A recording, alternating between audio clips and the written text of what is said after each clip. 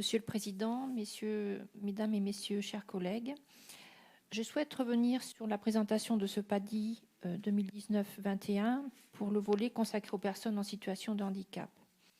Nous sommes tous conscients de la nécessité de proposer des solutions de logement adaptées pour les personnes en situation de handicap. Et comme vous, je pense que l'habitat et le lien social sont des éléments importants pour favoriser l'inclusion de chacun dans la société. Il est également nécessaire de veiller à l'accessibilité financière des logements. Toutefois, la présentation de ce plan me laisse quelque peu perplexe. Pour rappel, le document présenté en commission était barré de la mention brouillon, de même que dans le recueil de rapports que nous avons reçu. En effet, aucune indication sur le financement de ce plan ne figure dans le document.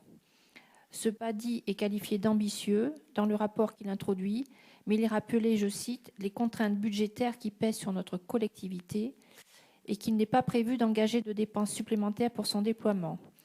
J'ai bien noté que les crédits seront redéployés à cet effet et que des partenaires comme l'ARS seront sollicités pour apporter leur contribution financière à ce projet, mais aucune estimation chiffrée n'est indiquée.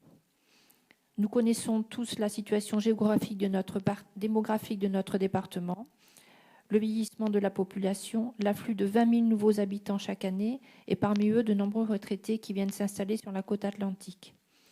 Je crains donc que le Conseil départemental ne soit contraint à l'avenir à engager des crédits supplémentaires pour la mise en œuvre de ce PADI et nous serons également vigilants sur le financement de ce plan. Dans ce contexte, il sera délicat pour les départements d'assumer une mise en œuvre de ce plan à la hauteur des ambitions affichées. Sans plus de précision sur le financement de ce plan, ce PADI relève plus d'une déclaration d'intention aux objectifs louables en faveur de l'inclusion et pour la promotion de l'habitat inclusif. Enfin, j'ai remarqué que ce PADI a été élaboré avec le concours d'un prestataire externe, le cabinet Adams, qui a assuré une mission d'accompagnement du CD33 sur ce sujet. Pourquoi avoir fait ce choix de recourir au service de ce prestataire ? Par souci de transparence, je souhaite également connaître le coût pour la collectivité du recours à ce prestataire. Je vous remercie.